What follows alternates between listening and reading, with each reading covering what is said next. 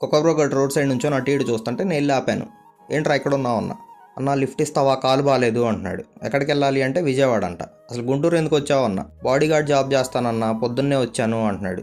Body గార్డా? నువ్వెవుడు బాడీకి రా gourd అన్న. బాగా అలసిపోయానన్నా అని చేతిలోనే పడుకొని నిద్రపోతున్నాడు. నిద్రపోవటం కాదు, ఏమైనా తిన్నావా అంటే లేదంట. సరే ఇదిగో బిస్కెట్ తిను అంటే తినేసి మళ్ళీ వచ్చాడు. అన్న అయిపోయినాయి అన్నా అన్నాడు.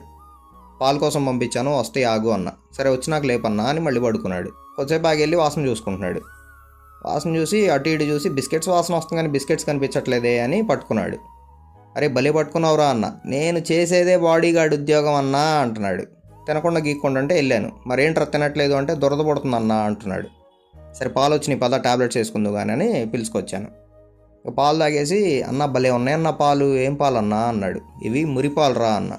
అన్న మురిపాలు భలే ఉన్నాయన్నా, రోజు పోస్తావా అన్నాడు. రోజు పోస్తాను, నువ్వు ఇక్కడే ఉంటానంటే అన్న.